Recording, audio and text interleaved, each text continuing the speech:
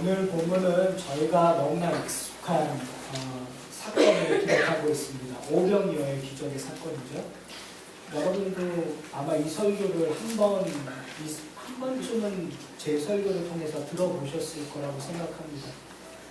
우리가 너무 잘 알고 있는 설교이기 때문에 어떤 면에서 디테일을 빼먹기도 하고 아니면 어떠한 한 포인트를 강조할 때도 많습니다. 예를 들어서 작은 아이가 가져왔던 떡 5개와 물고기 2마리의 소중함, 그 아이의 마음, 그 아이를 발견한 안드레의 그 모습, 또 빌립이 이렇게 세상적으로 생각할 수 있는 그 생각이 무엇인가 등등을 해서 여러 가지의 모습 속에서 하나의 주제를 찾을 수 있고, 그리고 그것을 우리에게 좋은 적용으로 만들어가는 것들을 우리가 찾아낼 수 있다고 생각합니다.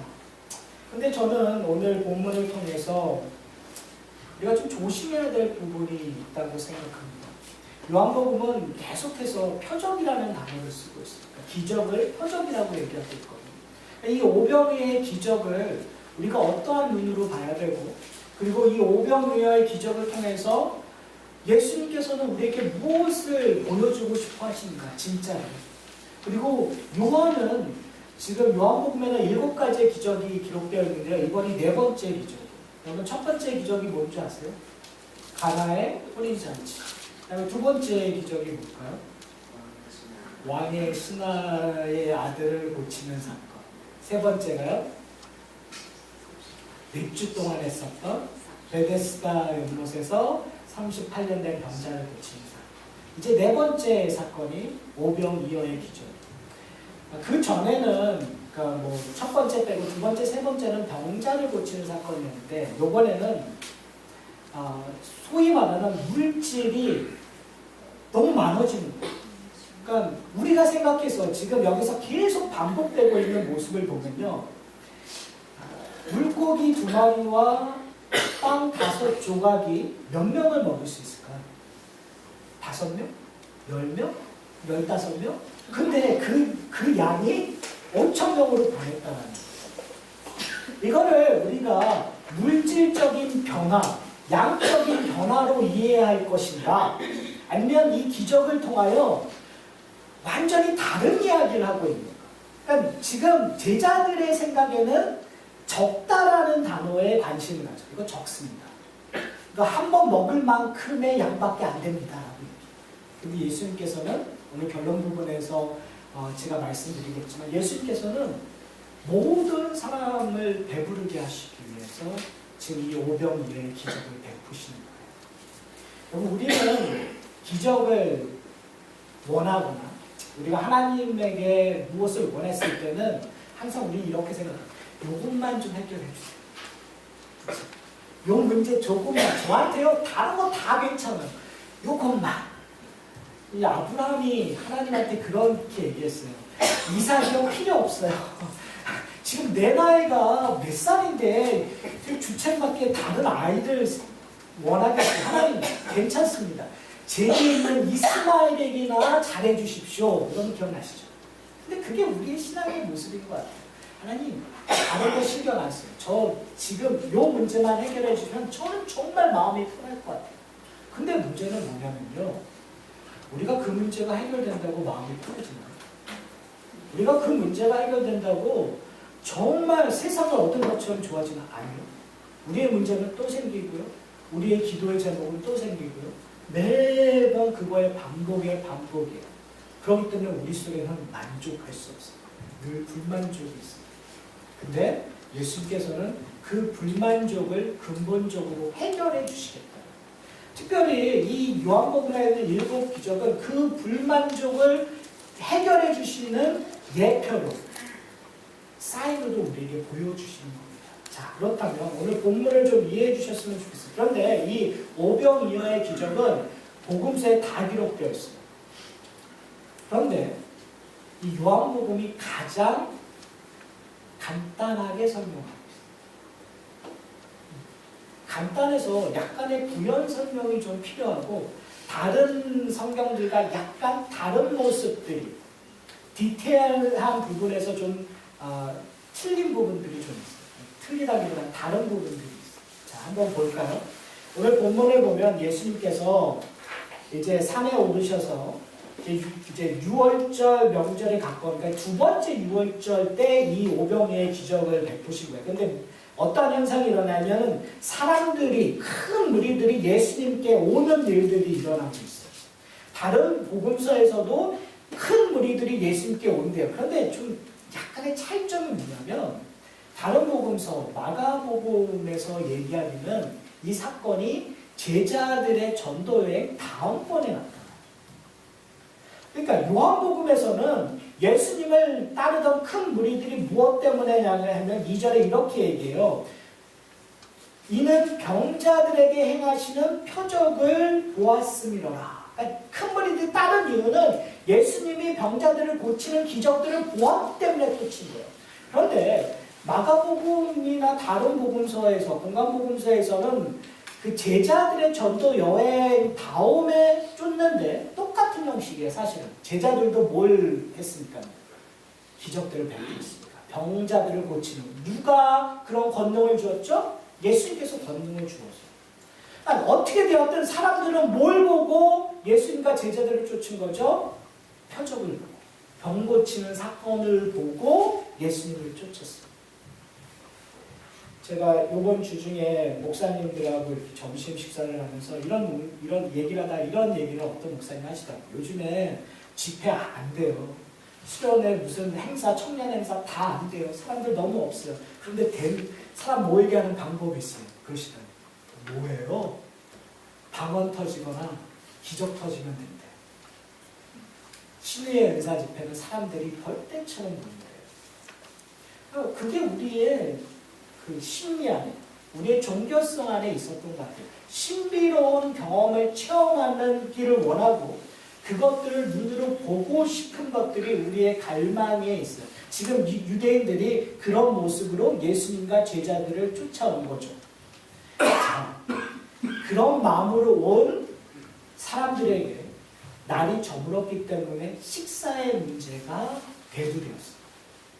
오늘 본문을 보면 예수님께서 이렇게 얘기했어요.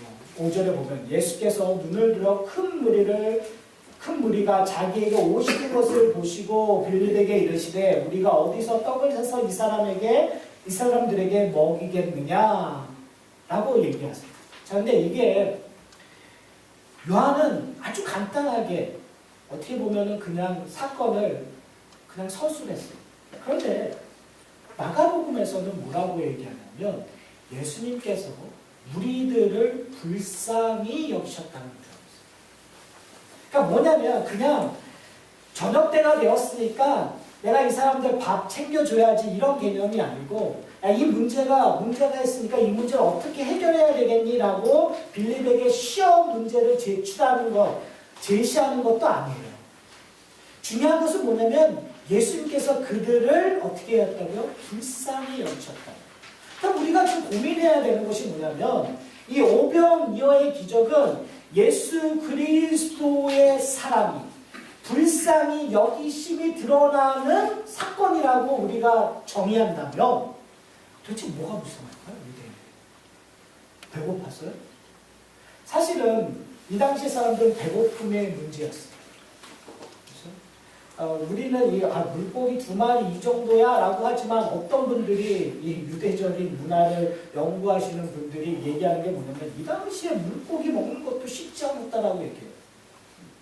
물고기도 귀한 음식이었다. 함부로 먹을 수 있는 음식이 아니었다라고 얘기한다면 사실은 이 배고픔의 사람들에게는 어떻게 보면은 이 배고픔을 해결하는 것이 가장 큰 이슈예요. 왜 그러냐면은 이 문제가 해결되니까 사람들이 했었던 반응이 뭐였죠? 오늘 보면 맨 마지막에 예수님을 뭐로 만들고 싶은 거예요? 뭐로 삼고 싶은 거예요? 왕으로 삼고 싶은 거예요. 인간의 배고픔에 해결되는 거 아주 근본적인 문제예요. 근데 예수님께서 그들의 배고파하는 모습, 며칠 굶었는지 아니면 제대로 못 먹었는지 거기에 대한 불쌍함이었을까요?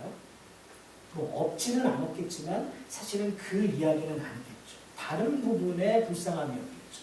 자, 그렇다면 뭐가 다른 부분이었을까요? 요한복음은 사실은 이 부분에 대해서 잘 설명하고 있잖아요. 그렇지만 약간의 힌트를 보여주고 있어요.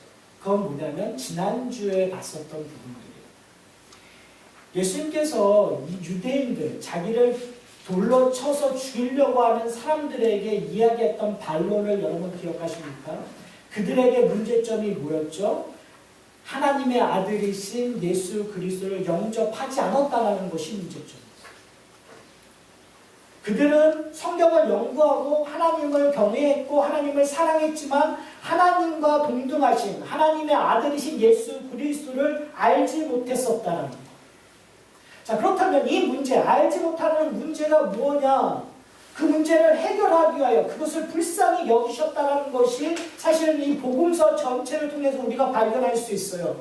근데 요한은 그 부분에서 약간 좀 희미하게 얘기는 해요. 근데 마가복음에서 뭐라고 얘기하냐면 특별히 마가복음 6장의 구조를 보면은 거기에 또 다른 한 사람을 등장시키는데 그것이 헤롯 왕이에요.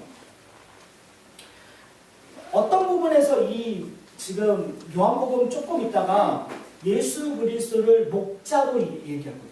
그러니까 리더, 그러니까 가장 큰 목자이신 이유가 하나님의 아들이시기 때문에 그런데요. 지금 하나님의 그 다스림의 정권을 받은 사람이 이 땅에서는 왕이었어요. 유대의 왕이었어요. 근데 마가복음에서 등장하는 유대의 왕은 헤롯 왕이에요. 그러니까 마가복음에서 의도적으로 왜 이스라엘 백성들이 불쌍하냐?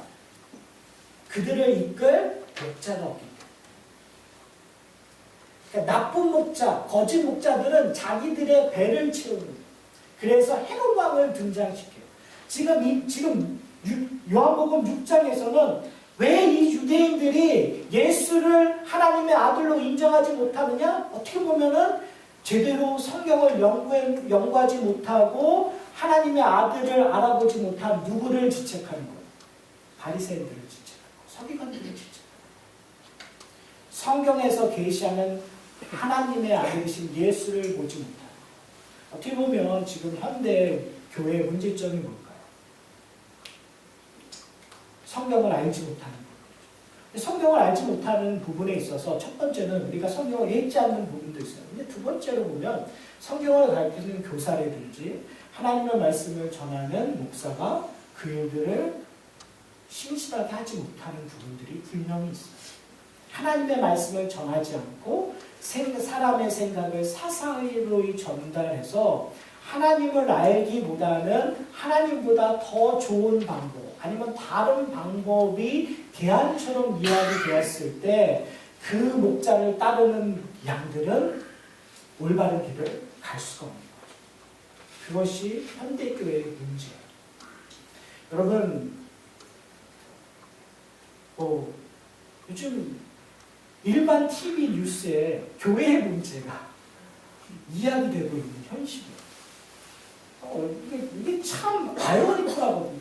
교회가 세상을 향해서 세상의 문제나 세상이 해결할 수 없는 대안을 얘기해야 되는 것이 정상인데, 이제 거꾸로 세상이 교회를 향해서 그게 상식으로 통하지 않는 일이라고 지적질을 하고 있는 이 세상에 우리는 깨어 있어야 돼요.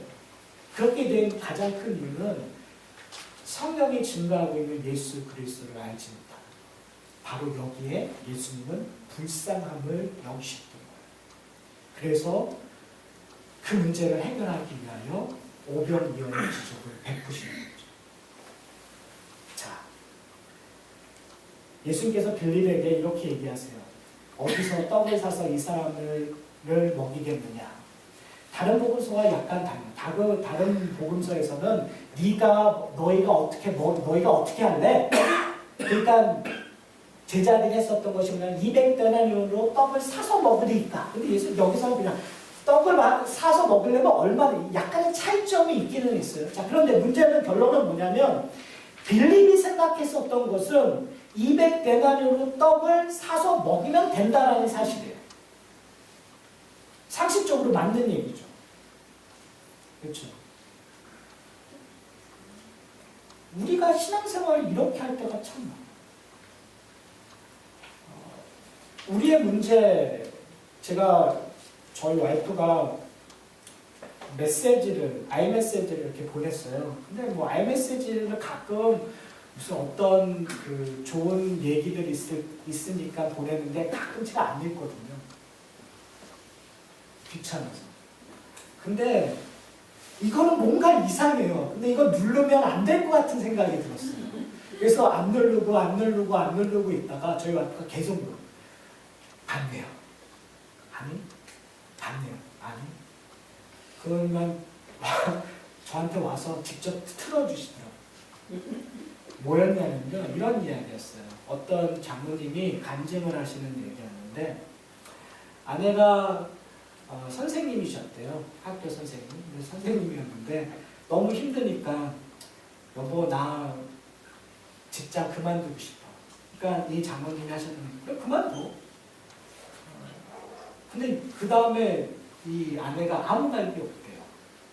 그리고 한 며칠이 지난 다음에 아내가 다시 여보 나 정말 직장 힘들어. 어떡할까? 장로님이 그만둬. 내가 저번에 그만두라고 했잖아. 그만둬. 때려쳐. 뭐가 아까워.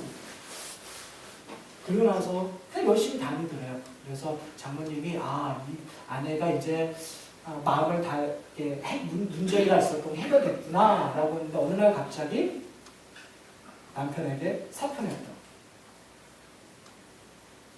이 장로님의 얘기가 뭐냐면 자기가 이제서야 그때의 아내의 마음을 이해했다는 거예요. 뭐냐면 아내는 나 직장 그만둘래 일 가기 싫어 얘기했었을 때 그만두라는 정답을 듣기 원해서 물었었던 것이 아니에요. 왜 힘든데? 누가 당신 괴롭혀? 누구야? 내가 손내줄까? 내가 손봐줄까? 그러면서 자기의 스트레스를 풀고 이야기하고자 하는 대상을 찾았던 건데 남편은 정답만 얘기하더라고요. 여러분, 저희 사랑하는 아내가 왜 저에게 그것을 틀었을까요? 저와 그 장로님이 똑같은 짓을 하고 있다는 거예요. 제가 왜 이런 얘기를 하냐면 우리는 이렇게 정답을 이야기할 때가 있어요. 배고픔의 문제? 해결하면 되죠. 그렇죠? 어떻게 해결해요? 200데나리온, 그러니까 8개월치의 임금으로 하면 돼요. 자, 우리가 무슨 어떤 행사를 하는데 돈이 부족해요. 그럼 어떻게 해야 될 거예요? 돈 많은 사람이 헌금하면 되죠. 그렇죠?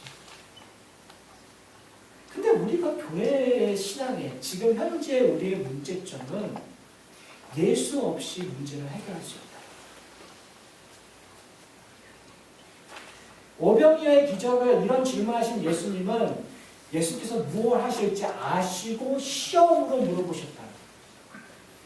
사랑하는 성도님, 우리는 하나님의 섭리를 믿습니다. 우리는 하나님의 주권을 믿습니다. 우리는 하나님이 하시는 일에 계획이 있으시고 의도가 있으시고 그걸 통하여 얻고자 하시는 목적과 이유와 거기에 대한 결과물이 우리에게 유익할 것이라는 것을 다 알고 계세요. 그럼에도 불구하고 우리는 우리식의 결론을 내리고 있어요. 그리고 심지어 그 결론을 실행에 옮기고 있어요. 그리고 맨 마지막에 다 정리한 다음에 이 일은 다 하나님께서 이루셨습니다. 재밌죠? 한 건 다 자기 마음대로, 자기가 원하는 식대로 다 해놓고서 결론은 하나님께서 하셨습니다. 뭐를 대체하는 거죠? 한 그리스도께서 하시는 일과 내가 하시는 일을 바꿔버리는 거예요. 이것이 우리의 문제예요. 오병이어의 기적은 인간의 생각으로 충분히 해결할 수 있어요. 자, 한번 보세요. 어떤 목사님들은 이렇게 설교를 하세요. 기적을 믿지 않는 목사님들은. 오병이어의 기적은 상식적으로 불가능한 일이니까 어떤 일이 일어났냐면요. 아이에게 조그마한 것들이 있었어요. 근데 아이가 예수님의 그 멋진 설교를 듣고 마음이 감동이 된 거예요. 그래서 그거를 나누고 싶었었던 거예요. 때마침 그것은 안드레가 예수께 가져왔고 그것을 제자들이 소문을 냈는데 사람들이 거기에 감동을 받아서 자기가 가져왔던 음식을 다 내놓아서 어떻게 해요? 5,000명이 다 함께 음식을 나눠 먹는 일들이 일어났다는 거예요. 이것이 상식적으로 오병의 기적을 이루어낼 수 있는 우리의 현실이라면 저는 가능하다고 봐요. 그렇죠? 누군가가 우리의 문제를 내가 조금 십시일반 내면 그 문제를 해결할 수 있어요. 이 세상의 기아의 문제를 그런 식으로 해결할 수 있어요. 미국만 남아있는 재고, 콘들을 풀면 이 세상의 기아를 다 해결할 수 있다고 누군가는 얘기하더라고요. 근데 문제는 뭐냐면 오병이어의 기적은 그런 문제를 해결하기 위해 준 것이 아니라는 거예요. 제가 설교 처음에 얘기했던 것처럼 우리의 문제는 한 입 먹는 거가 다예요. 오늘 질문에 뭐냐고 이렇게 얘기해요. 안드레가 가져와서 얘기하고 있는 거야 뭐냐면 이렇게 얘기해요. 그러나 그것이 이 많은 사람에게 얼마나 되겠사옵니까? 가져왔긴 가져왔는데 도대체 얼마나 먹겠습니까? 지금 우리의 생각은 다 조금이에요. 근데 예수님께서 뭐라고 얘기하냐면 그 조금의 문제를 해결하기 위하여 오병이의 기적을 베푸신 것이 아니에요. 다른 말로 얘기하면 우리의 죄의 문제라든지 우리가 어떤 행위를 해서 좀 더 나은 사람이 되고자 하는 거의 문제를 해결하기 위하여 오병이의 문제를 하는 것이 아니라 우리의 본질의 문제, 우리의 근본적인 문제를 해결하기 위하여 이 오병이의 기적을 하는 거예요. 왜 그러냐면 이스라엘 백성들이 불쌍했던 근본적인 이유는 하나님과 단절되어 있다는 사실이에요. 그들이 아무리 노력해도, 아무리 율법을 지켜도, 아무리 경건한 생활을 해도, 아무리 열심히 헌금 생활을 해도 하나님과 단절되었다는 거예요. 그들 생각에서는 이걸 하면 하나님 앞에 조금 더 가까이 가겠지? 내가 조금 더 헌신하면 하나님의 앞에 1m 앞까지 갈 수 있겠지 생각하지만 하나님께서 얘기해 주시는 건 뭐냐면 너희는 1m라고 생각하지만 너와 나에게 보면 엄청나게 먼 그런 거리에 있다는 사실이에요. 그걸 이룰 수 있는 분이 누구예요? 예수 그리스도. 바로 이 오병이의 기적은 그 이야기를 하는 거예요. 예수님께서 이렇게 얘기하십니다. 사람들을 다 함께하라. 그리고 다른 성경에서는 50명씩, 100명씩 따로 앉았다. 그리고 오늘 본문에서는 잔디에 앉았다. 그리고 음식을 나누어 주는데 한 입 먹고 가는 것이 아니라 아껴서 먹는 것이 아니라 어떻게 해요? 배부르도록 먹어요. 뭐의 모습이죠? 만찬의 모습. 한 입 먹는 것이 아니라 부스러기 먹는 것이 아니라 배부르도록 많이 먹는 만찬의 모습. 지금 요한복음은 우리에게 의도적으로 이 만찬의 모습을 이미 보여준 적이 있어요. 언제죠? 뱅퀴트의 모습을 이미 보여준 적이 있어요. 축제의 모습을 이미 보여준 적이 있어요. 언제죠? 첫 번째 기적, 가나 혼인잔치에서. 가나 혼인잔치에도 문제가 있었죠. 뭐가 부족했죠? 포도주가 부족했어요. 인간이 근본적으로 갖고 있는 잔치가 흥이 깨질 수밖에 없는 문제가 뭐냐면 포도주가 부족한다는 거예요. 근데 그 문제를 예수님께서 어떻게 해결하세요? 정결 예식에 쓰는 항아리에 물을 채우고 그 물이 어떻게 해요? 포도주로 변하는 거예요. 근데 그 포도주의 맛이 어때요? 최상이 되는 거예요. 그 연회장을 만족시키는 예수 그리스도가 물을 포도주로 변했다는 물질적인 변화가 중요한 것이 아니라 이제는 뭘 누리게 되는 거예요?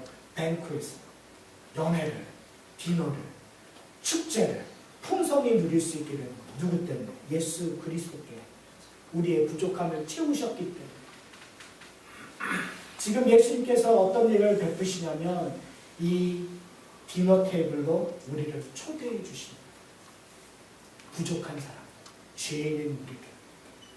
오늘 본문을 보면 이렇게 얘기하세요.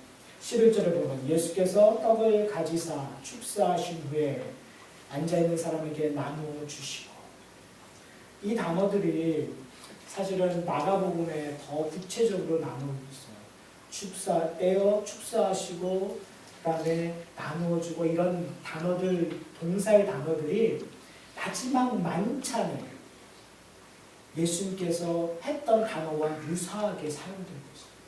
그러니까 마가는 의도적으로 이 오병이어의 기적을 예수 그리스도의 마지막 만찬, 성만찬과 동일시 여기고 있다는 거예요. 아니, 지금 이 오병이어의 기적 이 자체가 기적이 아니라 뭐라고요? 예표란 말이에요. 표적이란 말이에요. 지금 이 기적을 맛보, 떡을 먹고 물고기를 먹은 사람들의 문제점이 뭘까요? 그들의 문제점은 자기들의 배고픔을 해결했어요. 그 배고픔을 해결했기 때문에 그들이 원했었던 건 뭐예요? 예수님을 왕으로 삼고 있습니다. 여러분, 이것이 우리의 근본적인 문제일 수 있어요. 우리는 우리의 근본적인 문제를 생각하지 않고 내게 보이는 문제들, 배고픔들, 내가 불만족하는 것들, 내가 건강하지 못하는 것들에 대하여 하나님 앞에 기도해요. 근데 그것이 해결돼요. 그러면 그게 해결됨으로 말미암아 뭐하죠? 감사하죠. 감사 안 하시면 해요. 그리고 심지어는 예수님은 우리의 뭐라고 얘기해요? 우리의 주라고 얘기해요. 우리의 왕이라고 얘기해요. 근데 재밌는 건 뭔지 아세요? 예수님께서 어떻게 하셨죠? 그들을 피하셨어요. 산으로 올라갔어요. 이상하지 않으세요? 저 같으면 야, 너희들이 나를 왕으로 세우면 내가 왕이 되어서 더 큰 나라, 더 멋있는 영향력 있는 것들 해봐야지. 그게 아니라요. 예수님께서 어떻게 하셨냐면 산으로 가신대요. 왜 그럴까요? 지금 그 무리들 5,000명은 이 기적을 맛봄에도 불구하고 참뜻을 알지 못했다. 우리처럼 기적을 경험하지만 내 삶 속에서 역사하시는 성령을 경험하지만 내 문제가 해결됨으로 말미암아 하나님의 돌보심을 경험하지만 우리는 아직도 뭘 보고 있냐면 내 문제를 해결해 주시기 때문에 나의 삶의 왕이 되어 주시기까지만 바라고 있는 거지 사실 그것보다 더 큰 걸 보지 못하는 거예요.